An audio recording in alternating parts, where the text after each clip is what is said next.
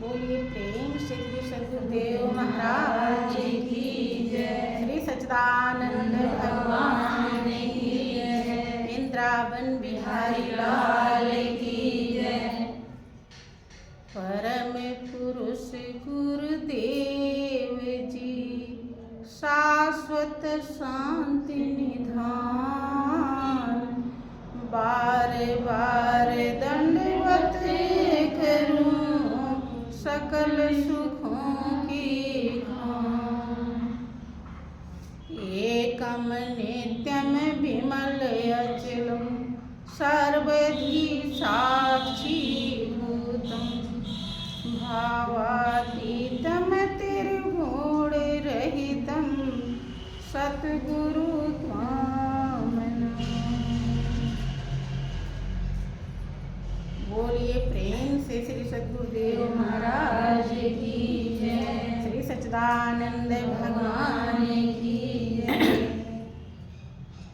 वृंदावन बिहारी लाल की जय। साचे दरबार की जय। सत्य सनातन धर्म की जय। प्रिय बंधुओं, बहुत ही गहराई का विषय है। आप लोग पद्य के माध्यम से समझ रहे थे कि रहना नहीं देश वीराना है। क्या है देश? वीराना है। कैसा है? यह संसार कांटे की बाड़ी। कैसा है? कांटे की बाड़ी जैसा है। कांटे का जैसे बाड़ लगा दिया जाता है, अगर उसे संभल कर पार नहीं किया, संभल कर नहीं रहे तो उलझ जाएंगे।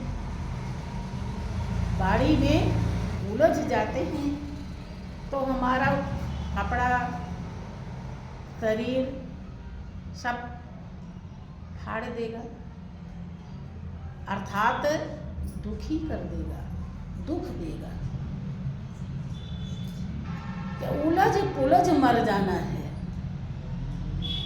उसी बाड़ी में उलझ करके लोग मर जाते हैं।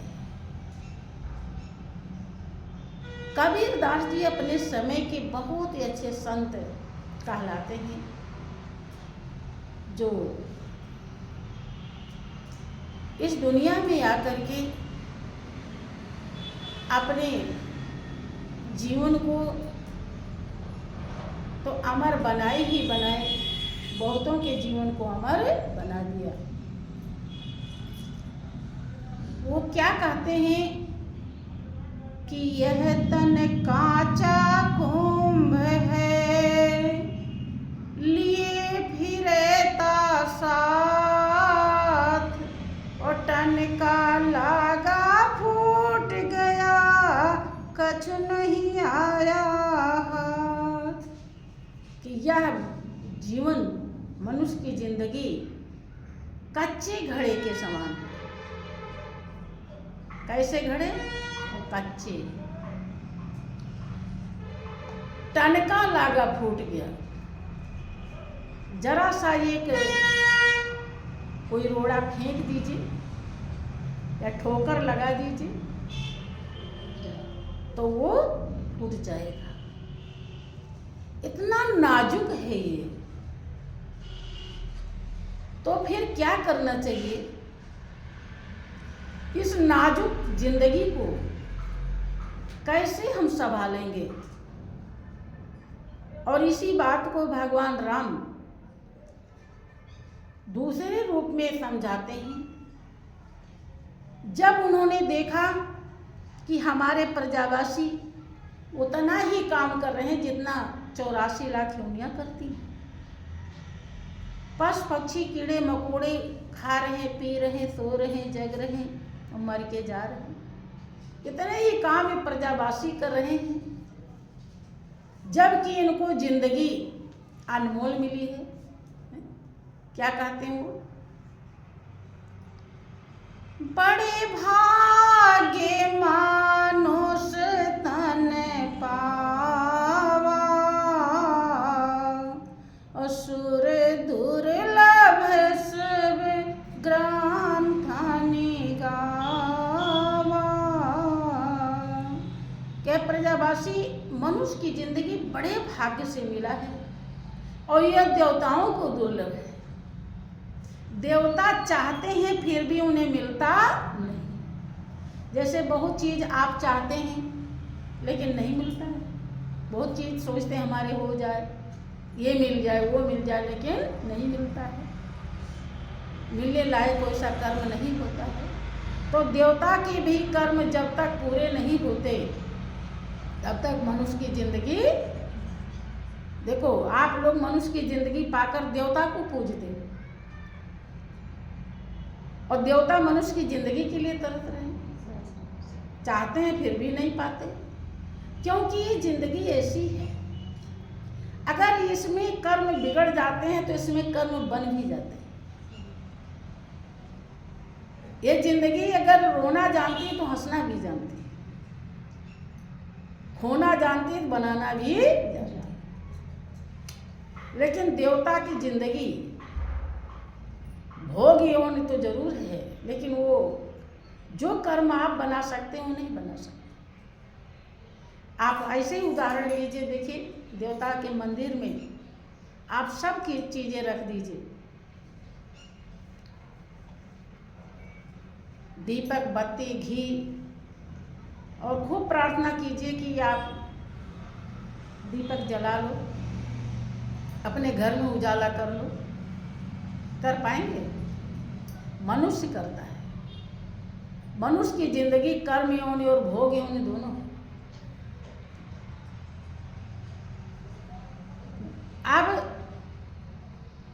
गौर करें, बात समझ में आएगी। कबीरदास जी कह रहे हैं कि यह तन कच्चे घड़े के समान है, जो ठोकर लगते ही तुरंत ही फूट सकता है। और भगवान राम कह रहे हैं कि मनुष्य की जिंदगी देव दुर्लभ जिंदगी इतनी अच्छी है। तो काहे अच्छी है?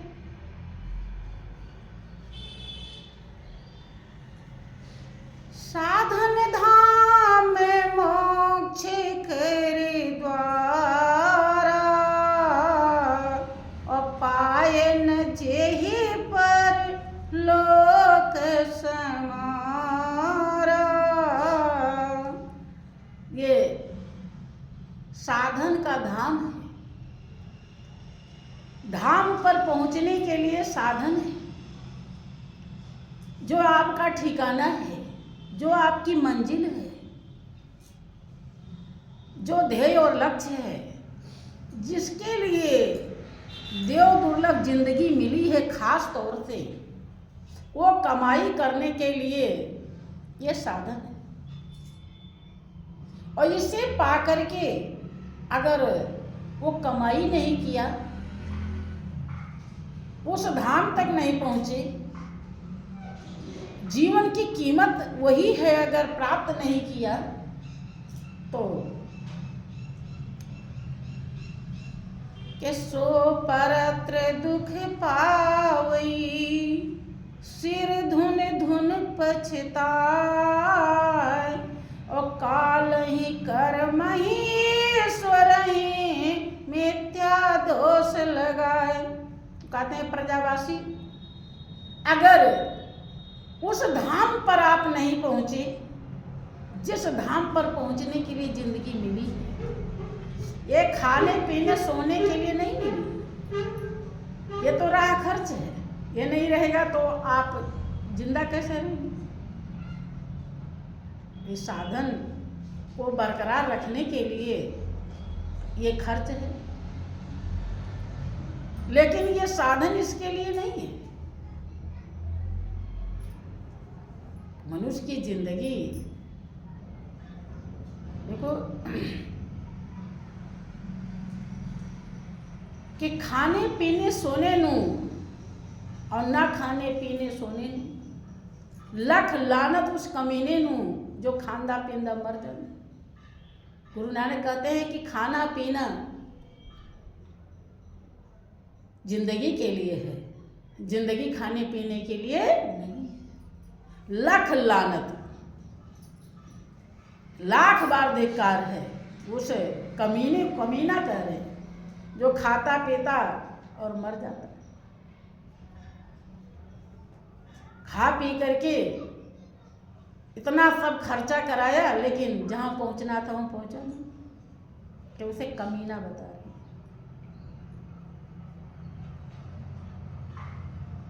खाना पीना जिंदगी के लिए है, जिंदगी खाने पीने के लिए। जिंदगी उस मालिक को पहचान कर उसे प्रेम लगाने के लिए, क्योंकि अगर नहीं किया तो भगवान राम का बाणी है, अनुभव है कि वो परलोक में बहुत ज्यादा दुख पाता है, और जब दुख पाता है तो क्या करता है, काल ही कर्म ही ईश्वर मिथ्या दोष लगाए। वो कहता है कि हमको समय नहीं मिला, क्या करूं, छुट्टी नहीं मिला, क्या करने के लिए, भजन करने। ईश्वर ने चाहा ही नहीं और मेरा कर्म ही खराब था। जब वहां सजा मिलती है तब ये दोष लगाता है कि भगवान ने चाहा नहीं। अब भगवान चाहता नहीं तो मनुष्य की जिंदगी क्यों देता? कह रहे झूठा दोष लगाता है, सही दोष नहीं, झूठा। कौन कह रहे हैं? भगवान राम। और किससे? प्रजावासी से। उन्हें समझा रहे हैं, सभी महापुरुषों ने समझाया है। करे मिथ्या दोष लगाए, झूठा दोष लगाता है कि हमें भगवान ne चाहा ही नहीं। भगवान चाहे तभी मनुष्य की जिंदगी मिली है, ये तो आपका कर्म वहां पहुंचने नहीं देता। कि सकल पदार्थ है जगमाही और कर्महीन नर पावत नहीं। चींटी से लेकर मालिक तक यहाँ मौजूद है। आप सब कुछ प्राप्त कर सकते हैं, लेकिन कर्महीन होने के कारण वो पाते नहीं जो पाना चाहिए, जिसके लिए आप आए हैं इस दुनिया में। परमात्मा ने इतनी व्यवस्थाएं आपको दिया है,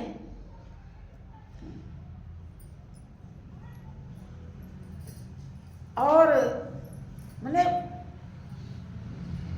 जितनी भी और 84 लाख योनियां हैं, किसी को दिया है? मनुष्य को दिया है। क्योंकि व्यवस्थाएं पा करके आपका साधन मजबूत रहे और आप इस साधन से अपने मंजिल को प्राप्त करें, अपने घर अपने धाम पहुंच जाएं। धाम पर पहुंचने के लिए ही साधन है। अब राम राम सभी करते हैं, लेकिन राम की बात मानते नहीं। राम ने क्या समझाया, ऐसे राम राम कहेंगे तो कभी भी वो सुख शांति नहीं प्राप्त कर सकते जो राम में समाया है। जब उनकी बात ही नहीं मानेंगे कहाँ मिलेगा? के साधन धाम मोक्ष कर द्वारा पाए न जेहि परलोक समारा। सो परत्र दुख पावई सिर धुन धुन पछताए और काल ही कर्म ही ईश्वर मिथ्या दोष। वो समय को, कर्म को, ईश्वर को झूठा दोष लगाता है। ये बहुत लोग ऐसे कहते नहीं कि हमने कौन सा कर्म खराब किया था जब भगवान हमको इतना दिया। जबकि जिसने भगवान के विधान को समझा उसने क्या कहा कि कोई समझे भक्त सुजान हरि नित कृपा करते हैं। कोई समझे भक्त सुजान हरि नित कृपा करते हैं। हरदम कृपा करते हैं। कौन समझेगा? सुजान, सु माने अच्छा, जान माने जानने वाला, अनुभवी, जो मालिक के रहस्य को अच्छी तरह से अनुभव करता है कि मालिक कभी भी बुरा नहीं करता, वो समझता है, वो ये जानता है कि प्रभु हरदम कृपा करते हैं। पैदा हुआ कोई तो भी कृपा है, और चला गया तो भी कृपा है। कैसे कृपा है? जो सही सच्चा अनुभवी होता है वही जानता। कोई समझे भक्त सुजान, हरि नित कृपा करते हैं। कोई समझे भक्त सुजान, हरि नित कृपा करते हैं। कभी कोमल हाथ प्रभु का, कभी कृपा का हाथ प्रभु का, कभी कोमल हाथ प्रभु का, कभी कृपा का हाथ प्रभु का। सब भांति करें कल्याण, पग पग पर रक्षा करते हैं। सब भांति करें कल्याण, पग पग पर रक्षा करते हैं। कोई समझे भक्त सुजान, हरि नित कृपा करते हैं। कोई समझे भक्त सुजान, हरि नित कृपा करते हैं।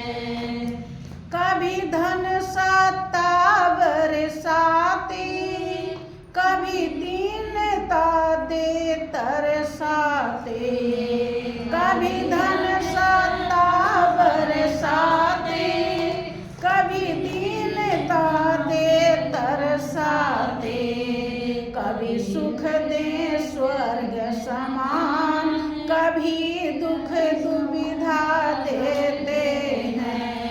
कभी सुख दे स्वर्ग समान, कभी दुख दुविधा देते हैं। कोई समझे भक्त सुजान, हरि नित कृपा करते हैं। कोई समझे भक्त सुजान, हरि नित कृपा करते हैं।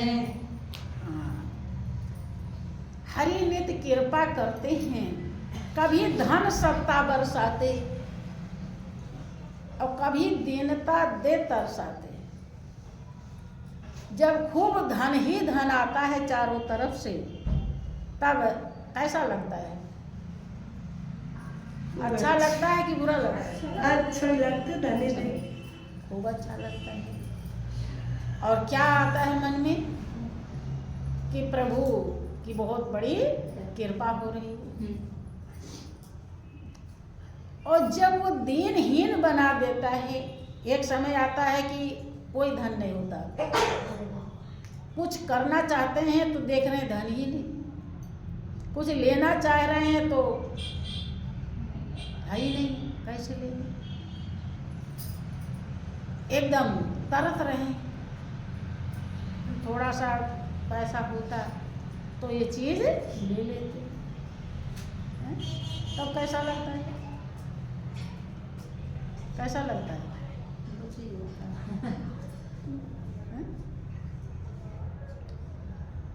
तब परेशान होते हैं, बेचैन होते हैं। कभी धन सत्ता बरसाते, कभी दीनता दे तरसाते, और कभी सुख दे स्वर्ग समान। जब आपके कोई पैसा नहीं होता है, एक दो पैसे के लिए तरसते हैं, कैसे कोई सामान खरीदें, कुछ है ही नहीं, क्या करें? तब आप क्या समझते हैं? कृपा हो रही कि नाराजगी हो रही? आप यही सोचते हैं कि भगवान तो हमें कुछ भी नहीं दे रहे हैं। और कभी ऐसा अनुभव होता है, आपको ऐसा लगता है कि हम तो स्वर्ग में बैठे हैं, स्वर्ग जैसा आनंद आता है, चारों तरफ से सब आए हैं, खुशी की बहार है, अच्छा प्रयोजन प्रोग्राम है, मिठाइयाँ बट रही हैं, खूब अच्छा खाने को मिल रहा है, घूमने को मिल रहा है, तो आपको लगता है कि शायद स्वर्ग इसी को कहते हैं क्या, हम स्वर्ग में पहुंच गए हैं। कभी सुख दे स्वर्ग समान और कभी दुख दुविधा देते हैं। ऐसा दुख देते हैं कि आप किंग कर्तव्य विमूढ़ हो जाते हैं कि क्या सही है क्या गलत है, क्या करें क्या नहीं करें। कभी कभी आप ऐसे मोड़ पर आ जाते हैं कि क्या करें क्या नहीं करें। तो क्या उस समय आप समझ पाते हैं कि कृपा हो रही है? क्या समझते हैं? कृपा समझते हैं कि कष्ट समझते हैं? कष्ट समझते हैं। लेकिन जिसने सब में कृपा देखा उसने कहा कि जब धन सत्ता बरसाते हैं तो भी कृपा है, और जब दीनता दे तरसाते हैं तब भी कृपा है। क्योंकि उस समय अनुभवी होश में आता है कि दिया था तो किसी और ने, और लिया है तो उसी ने, उसके ही प्रताप से मिला और उसी ने ही लिया, हमारा अपना कुछ भी।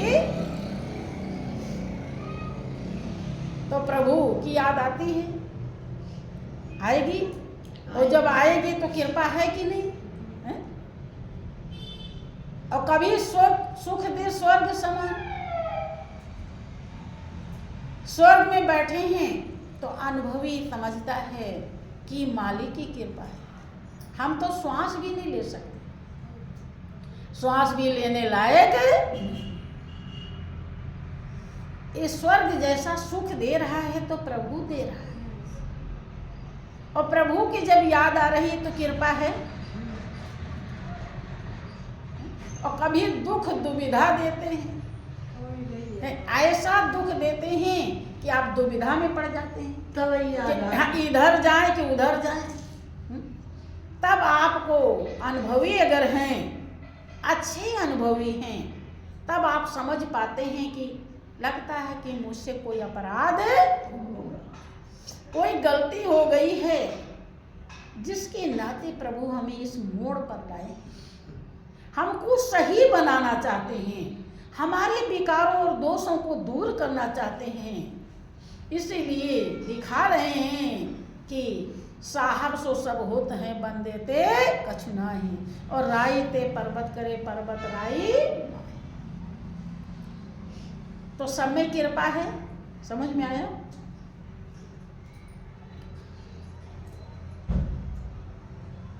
लेकिन भगवान राम कहते हैं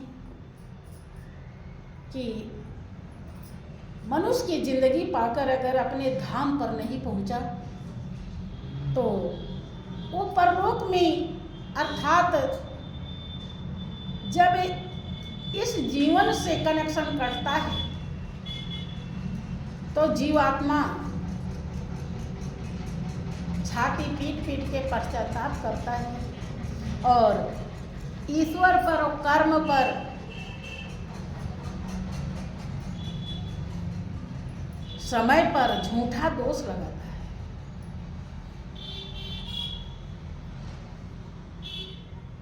जबकि हर तरह से कृपा ही कृपा है। जब मनुष्य की जिंदगी मिल गई, देखो जिसने अनुभव किया होगा, चाहे जैसा भी हो जीवन, भीख भी क्यों न मांग रहा हो, उसमें भी कृपा है। अब भीख क्यों मांग रहा है? क्योंकि दान किया नहीं। एक को परमात्मा उसी समय जन्म देता है राजमहल में, और एक को जन्म देता है फुटपाथ पे। दोनों को एक ही ब्रह्मा ने बनाया। बैंक खाली। हाँ, काहे? क्योंकि एक ने दान किया और एक ने दान नहीं किया। हाँ, मनुष्य जीवन पाने का दोनों अधिकारी हुए, इसलिए दोनों को मनुष्य जीवन दे दिया। हाँ, जैसा दान पुण्य किया था उसी हिसाब से दिया। तो भले ही भिखारी है, जो राजमहल में पैदा हुआ, वो जितना बड़ा कर्म कर सकता है उतना बड़ा ही कर्म भिखारी भी कर सकता है। इसलिए भिखारी के ऊपर भी कृपा है, दया है। बात समझ में अगर समझ पावे तो जो मंजिल राजकुमार प्राप्त कर सकता है वही मंजिल भिखारी का भी बच्चा प्राप्त कर सकता है। और खास जीवन का सार यही है।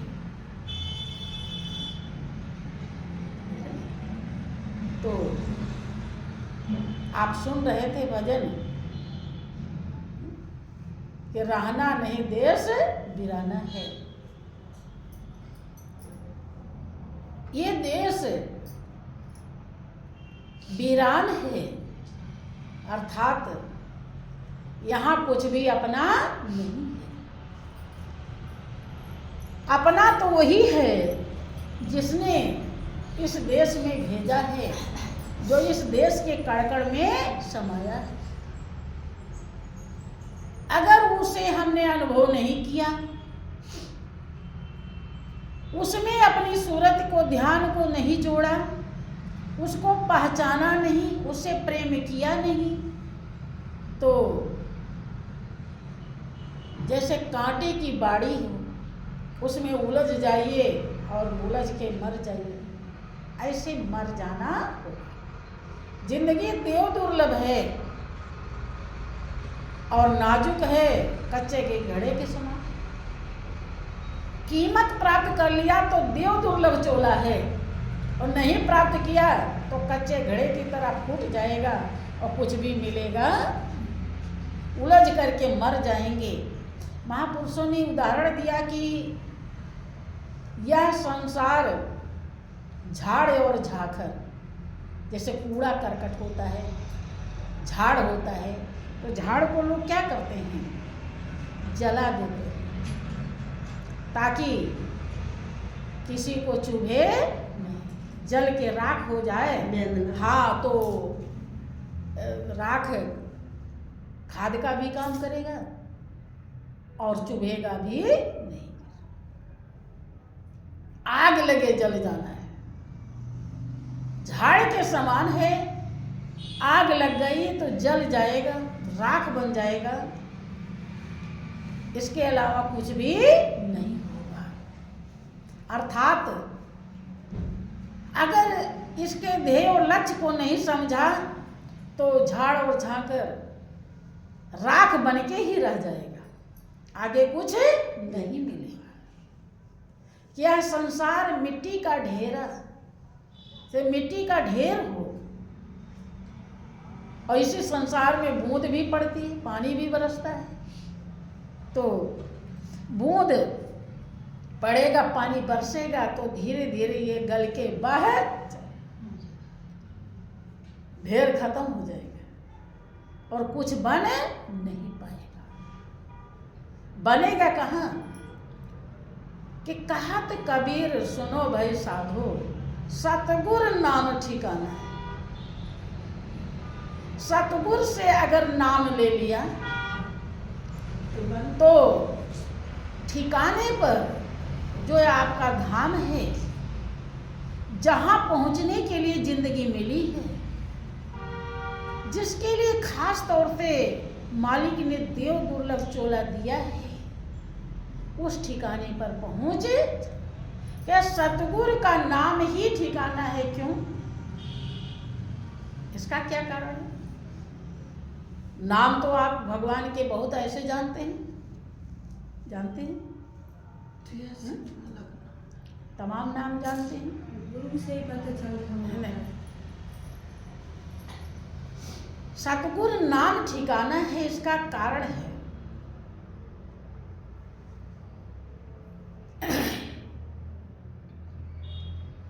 देख ही रूप नाम याधीना, रूप ज्ञान नहीं नाम बिहीना। सतगुरु से जो नाम मिलता है उससे नामी दीदार देता है। देखो क्या फर्क है, समझिए।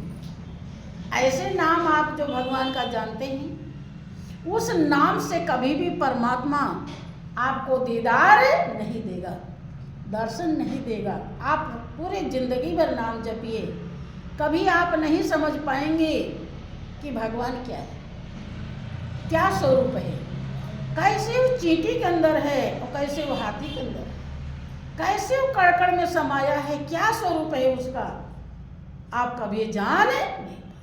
लेकिन अगर सतगुरु से आपने नाम ले लिया तो उस नाम के द्वारा प्रभु दर्शन देता है। तुलसीदास जी का दावा है, देख ही रूप नाम याधीना, और रूप ज्ञान नहीं नाम विहीना। कि नाम के द्वारा रूप देखा जा सकता है और बिना नाम के रूप का ज्ञान नहीं हो सकता। अब बहुत नाम राम राम रोज करते हैं, कभी राम की पहचान नहीं। इसलिए रहना नहीं देश वीराना है। कौन सा देश वीराना नहीं है, उस देश में पहुंचे जाना है, यही जीवन की मंजिल है।